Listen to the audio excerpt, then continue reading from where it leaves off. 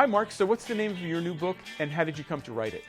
The new book is called Rock the Potomac, Popular Music and Early Era Rock and Roll in the Washington, D.C. area. It's the 8th book that I've written, and this time around it covers how popular music evolved from the Colonial era in the Washington, D.C. area all the way through the early rock and roll era, which I define as being the early 1950s to the early 1970s.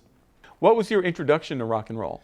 Well, having grown up here in Greenbelt, I had a brother who was 10 years older, a sister who was 7 years older. And as a child, always on the family turntable, we were playing the Beatles, the Monkees, and Paul Revere and the Raiders. I developed a love for rock and roll music at a young age. So, and what is Greenbelt's role in the history of DC area rock and roll? Greenbelt has primarily played a role in terms of the development of the teen dances and the opportunities they afforded the younger musicians. They had a very vibrant teen club in Greenbelt, run by the Greenbelt Recreation Department, which was autonomous from the Prince George's County Department of Recreation.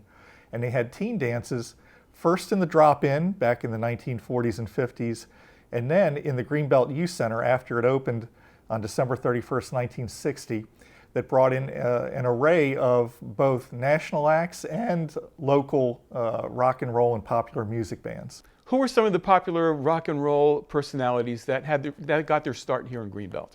The first one comes to mind is a drummer named Ron Bushy.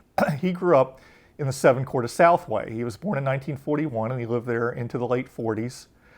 He went on to become the drummer of Iron Butterfly. And their hit song In-A-Gadda-Da-Vida had that famous drum solo, which Ron told me he actually first started doing that on the arm of the couch in his home on Southway in Greenbelt. The other prominent figure is Seth Justman, a keyboard player who grew up in Greenbelt into his teens, graduated from Hawthorne School in D.C. in 1969, moved to Boston, and then became founding member of the Jay Giles Band, very popular blues-based rock band, and he is still with them today. So can you mention a few places, a few locations here in Prince George's County that played a pretty prominent role in rock and roll history?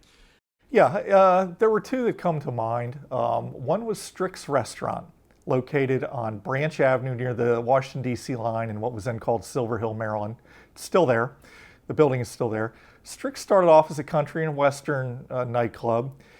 Towards the mid-late 60s, they started booking rock and roll acts. And you had a lot of great local rock and roll performers go in there. There was a band called Take Five that featured the great guitarist Danny Gatton. Link Ray and his Raymen were the house band at Strick's throughout most of 1969 and 1970. Roy Buchanan, a great blues rock guitarist, also played there for many years in different bands. Another band that used to play there was Charlie Daniels and the Jaguars. So they had a lot of great performers in Strick's, and live music went on until the mid-70s there. The other was the Crossroads, which the building is still standing. It's at the Peace Cross in Bladensburg.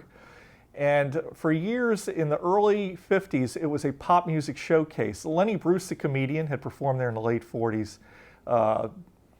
Tony Bennett performed there, I think, in 1953, followed by Patti Page and Guy Mitchell. They had a lot of great pop performers. It went through a country music phase in the 60s. In 69, they brought in Danny Denver and the Soundmasters, featuring the blues rock guitarist Roy Buchanan, and it really became kind of a rock and roll nightclub into the early 70s. Now today, the Crossroads is still standing, but it's boarded up and unused. And Strick's is still standing, but it's only in operation as a liquor store. The old nightclub area in that building is now used for storage. How long did it take you to write the book?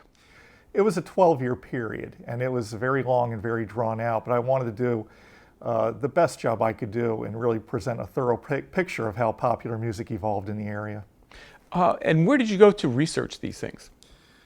Most of the time I went to the Martin Luther King Jr. Memorial Library in Washington, D.C. and searched their microfilm records. A lot of newspapers like the Washington Daily News, the Evening Star. It's listed back in the credits of the book. Also at the University of Maryland McKeldin Library, where they had several newspapers like the Maryland Gazette and the Washington Post on microfilm. So it was a lot of microfilm research combined with interviews with musicians, transcribing those interviews, and then simply combining the material and writing it up. So when you were actually doing this newspaper research, Was it articles or was it ads for these acts playing? Combination of both. The vast majority of the information came out of the box ads that appeared in publications like the Washington Daily News, the Washington Afro-American, which is where I got all of the Howard Theater information. The Daily News in particular, every Thursday, Friday, and Saturday would publish anywhere up to 4 pages of advertisements. And it really gave you created a blueprint for how this book was going to work out. Combine that with articles on the local bands that would appear. And it was really a great mix, but those box ads were pretty special in the Washington Daily News, and not too many people realize they exist. So where can we get your book? Rock the Potomac is a victim of the demise of the brick and mortar bookstore. You basically have to order it over the internet. Simply Google Rock the Potomac. Your best bet is Amazon.com, BarnesandNoble.com, BookLocker.com, or you can go to a local Books A Million and see if they'll special order a copy. Great. Well, thanks for coming aboard. Thank you, Andy. I appreciate it very much.